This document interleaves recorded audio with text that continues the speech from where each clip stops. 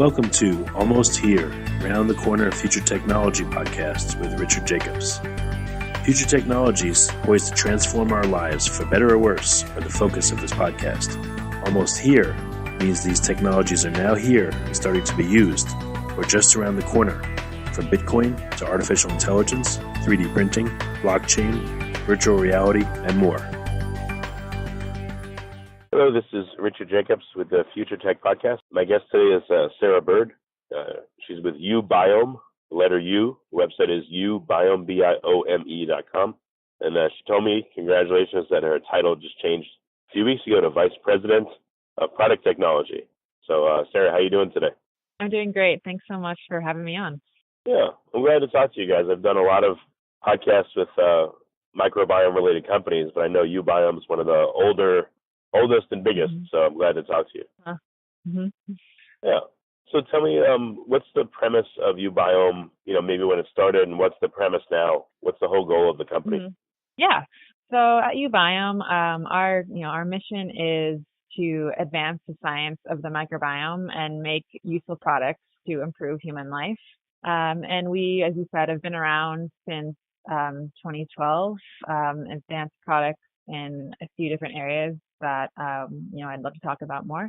We've been around actually since 2012, and since that time, we have been collecting data on the human microbiome and have amassed the world's largest data set on the human microbiome, which is over 250,000 samples and counting. Oh, wow, that's a lot. So, before we get into the specific products, what insights can you share about what you've learned about the microbiome? Yeah, there's, so many different things that you can learn about the microbiome. As myself, a consumer of our Explore product, and someone who's, interested in, manipulating my diet and learning about the microbiome, you can really learn a lot just about how the microbiome plays a role in just how it processes the food that gets into your gut. You can also learn a lot about how the microbiome is associated with different kinds of conditions, which is something we offer on our clinical products. But getting back to, what we were founded on, we began as a citizen science company. And so the idea was, we can learn a lot about the microbiome if we have enough data to support that. And so as we collect more and more data, we get a lot more information about how the microbiome is related to different conditions, whether or not they're conditions associated with human disease or just diet and lifestyle. So through our Explore product, for example, we collect samples on not just the gut, but also genitals, skin, nose, and mouth. And through that data set, we're able to collect what we call reference ranges or healthy ranges, because in parallel, we also ask a lot of really detailed survey questions to our users. So we can ask people different questions like, what is their fitness levels? What is their current diet? What are their sleep patterns? What is their work patterns? What are their stress levels? And when we pair that metadata with the sequencing data and learn about the types of microbes in their sample, we can learn a lot more detailed information about how the microbiome changes and is associated with different states of, health, wellness, and different conditions. So I know, some of what you learned is proprietary, but what can you disclose? What have you learned? What trends have you seen, that would be really interesting to you, or you think really helpful to people that are, considering testing the microbiome to see what it's about? Yeah, so what we're doing a lot now on our Explore product is we're adding a lot more we call data stories. And so we have different stories related to gluten sensitivity, for example, or vitamin synthesis. And so what you can do as a Explore user is you can order a sample, or you can order a few different different kits, I should say. And you can sample your gut, or like I mentioned, another site in your body, and see how your microbiome profile changes over time and how the microbes that are related to, for example, gluten sensitivity would be affected over time. We also have stories on lactose intolerance, artificial sweeteners. So I can give you just a little bit of an example for an experiment I did on myself recently. I did a 30-day ketogenic diet. I'm personally, interested in doing a little bit of biohacking on myself when I can. So I took a Explore kit at day 0, and then again at 30 days post a ketogenic diet. And interestingly, I saw a very large spike in bacteria that are known to be found in the guts of those who consume a lot of artificial sweeteners. And before I did the ketogenic diet, I really stayed away from, diet sodas and other things. But on the ketogenic diet, you can't eat any sugar, but you do tend to throw in some artificial sweeteners here and there, or at least some people do. And so I saw a large increase in bacteria associated with artificial sweeteners. And so we have a lot of other types of stories around there. A lot of people, for example, are interested in probiotics and how those impact your gut microbiome. So, for example, if you just want to know, all right, I'm going to try out this probiotic brand that I've seen in Walgreens or somewhere off the shelf. I want to know if it's working. You can then track your gut microbiome over time and see if you can actually see those probiotics having an impact on your gut, or if they're actually showing up in your gut microbiome.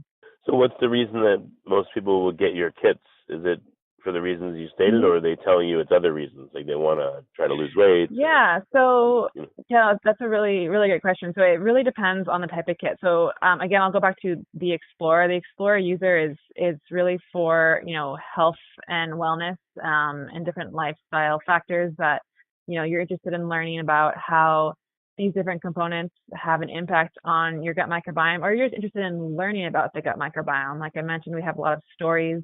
All the stories are rooted in science. At uBiome, we have a lot of scientists who work here, and we basically, all our research is backed by science. We try to publish as much as we can on all our products and also on all of our research that we do. And so for the Explorer user, all of our information on the gut microbiome or the other areas of the microbiome and how they are associated with different foods, they're all backed by the scientific literature. And now on the clinical side, we have 2 products. One is SmartGut, which we launched in the fall of 2016, and that focuses on chronic gut conditions such as IBD and IBS, or ulcerative colitis and Crohn's disease. And then we also have SmartJane, which was launched in the fall of 2017. And that looks at sexually transmitted infections such as gonorrhea and chlamydia, or Mycoplasma genitalium, which is associated with infertility.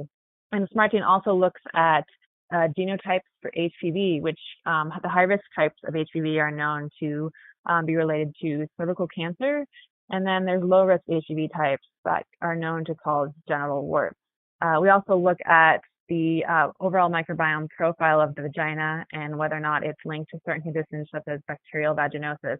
And so we have kind of different types of users. So for users that have maybe had chronic gut issues and they don't understand what's happening, a test like SmartGut would be right for them. They can order a kit. It's fairly convenient to use.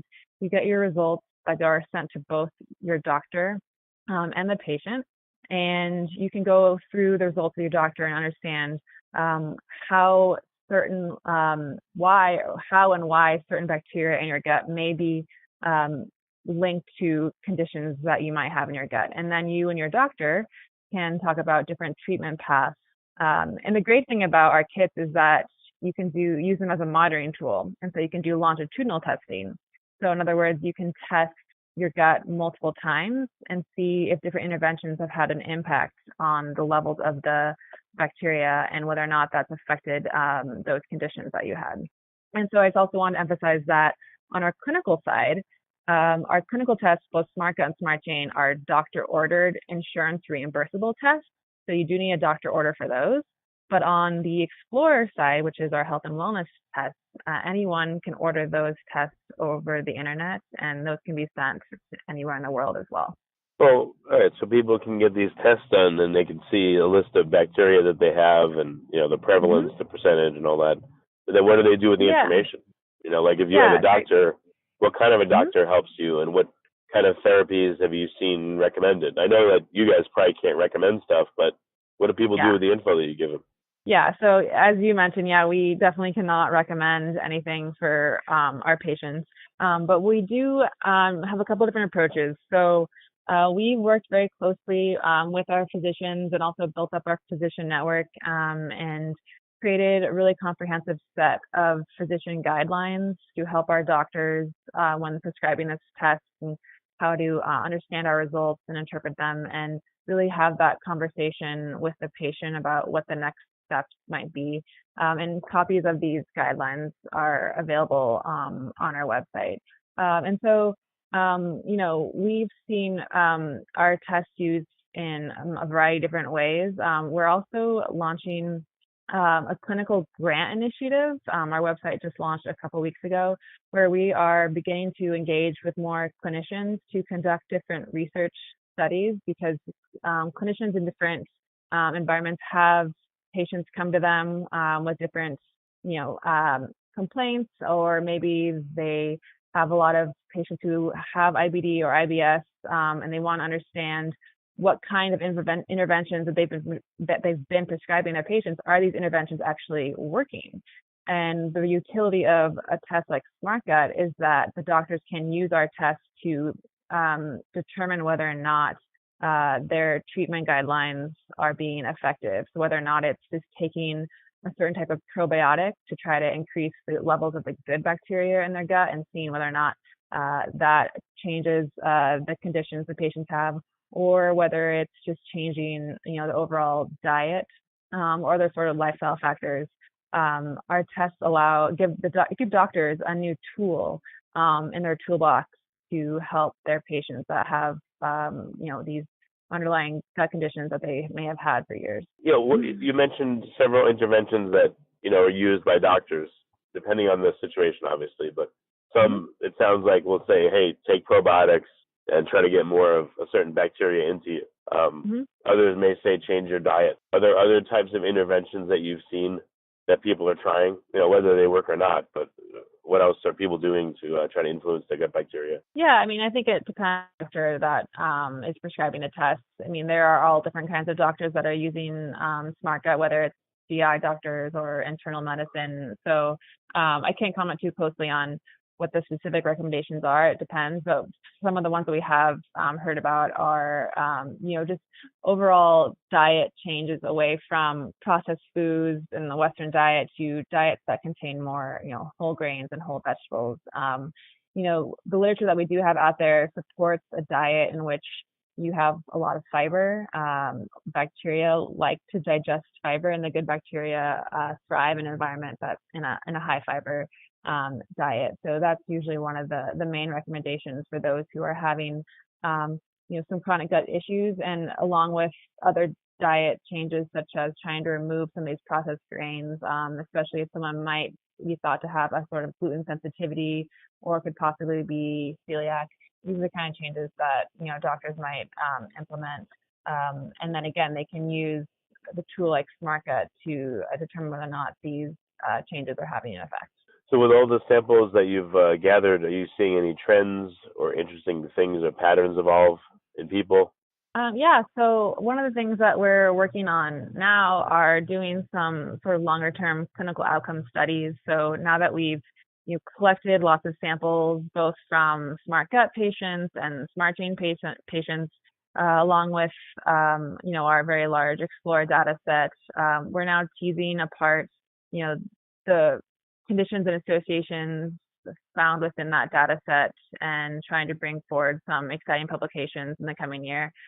We have a pretty large team that has background in bioinformatics and machine learning to be able to tease apart our data set and come up with new associations along with what's already known and being published every day in the literature.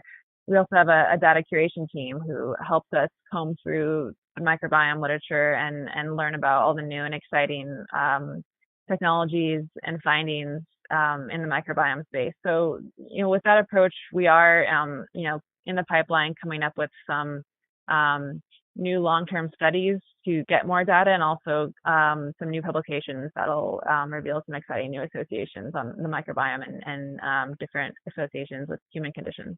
All right. So what's ahead for uBiome over the next 6 months or a year? What products are you coming out Yeah. with, or what direction are you taking stuff? Yeah, so there's a lot of projects that are that we've been working on and are in the pipeline. One of the big ones is a patented technology we have called precision sequencing. And so with microbiome sequencing, for years, a lot of the sequencing has relied on sequencing a single specific gene in bacteria that's very well conserved called 16S. And this has been a really great technology and technique because it allows us to determine the different bacteria that are present in a sample. And it's been really the gold standard in microbiome testing, at least beyond culture-based microbiome techniques. And so what we've done is combined 16S sequencing with metagenomic sequencing. And with metagenomic sequencing, you can sequence all of the DNA in a sample. So it's another way to not just tell you who is in your sample, but what are they doing? Because you can look at different genes. So, for example, you could identify gene in a specific bacteria for a certain kind of antibiotic resistance. And you can imagine that kind of information can be really powerful when a doctor is trying to establish what kind of treatment to give to a patient. And so with this precision sequencing, we are combining the 16S gold standard technology with this metagenomic sequencing to get a more complete picture about who is in the sample. And this goes beyond just bacteria. We can also learn about if there are different viruses or yeast or other types of fungi in a patient sample. So we're really excited about that technology that's upcoming. Another project that we've been working on that launched pretty recently, but we are actively working on this to improve it even more, is our web results for SmartGut. And so I did mention that we like to use our tests as monitoring tools and get a lot of longitudinal data. And that's where the real power in the microbiome testing comes from, is if you can monitor your own sample or your own gut over time, you can learn a lot of information about how your microbiome responds. And so when we're entering this world of precision medicine, because it's a space like the microbiome, it's so complex, it's interacting with your own, genomics, and all the other environmental factors in your body. Being able to study your own microbiome over time has a lot of value. And so we've launched a feature that allows our patients to monitor the levels of the different bacteria and other targets in their gut over time. And then they can really track and learn how the different diet or other interventions that they've done have changed these levels. And so we have a really nice interface on our website that our users can use right now. Right, and when someone orders one of your kits, how long does it take how long does it take them to get the kit? How long does it take once they send in the sample for them to get their results back? Yeah, great question. So when they order a kit online, they can just go to uBiome.com and order one of our clinical tests, which will put them in touch with a doctor to get a clinical order, or they can order an Explore kit and order directly from our website. The kits usually arrive at their home within a few days. And then we usually recommend that you store your kit in your bathroom until you're ready to take a sample. The kits are really convenient to use. For SmartGut or for any Explore kit with a gut tube, all you have to do is take a simple swab of your toilet paper and return the swab into one of our tubes. That tube then is placed in a mailer that gets sent back to our lab within a few days. And then within 2 weeks or less, the customer will receive their results by email. All they have to do is make an account on our website. And for the clinical test, their doctor will also get a copy of their results, and they can then have a conversation with their doctor to go over their results. Then on the Explore side, there's some really exciting features where they can look at their microbiome and how it compares to other users in our large database. I gotcha. Are there a lot of doctors that you see that are asking for a microbiome to look at it, or is it that the patients have to say, hey, take a look at this and make the doctors aware of it? What are you seeing out there? We're seeing a little bit of both, and that's a really interesting area. And so that's one of the things looking into is the microbiome. It's not a standard of care, but it's going that way. And we have a lot of doctors who are regularly prescribing SmartGut, but then we also have, teams where on the uBiome side where we are reaching out to doctors and having these conversations and trying to understand how they might use one of our kits in their practice. And then on the patient side, we have a lot of patients and customers that are just really curious about what's going on in their bodies and like to take control of their own health. And so being able to order the kits themselves is really empowering. And even, on the Explore side, we've had users that have been using Explore for a very long time. And some of them really weren't very healthy. And so when we were able to build a clinical microbiome test, we had a lot of users switch over to becoming SmartGut customers because that gave them a lot more information about, how their gut microbiome was related to chronic gut conditions.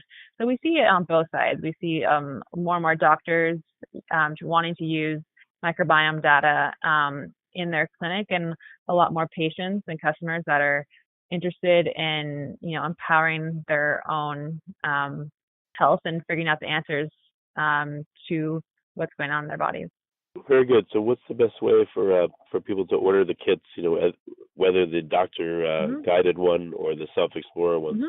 Yeah. So if you go to uBiome.com, you can click through our product and you'll have separate landing pages for Explore as well as our clinical page. But on the clinical side, we have a very simple landing page that can guide you through the steps for how you would get a clinical test ordered and put you in touch with a doctor who can prescribe a test for you as long as you meet the correct criteria.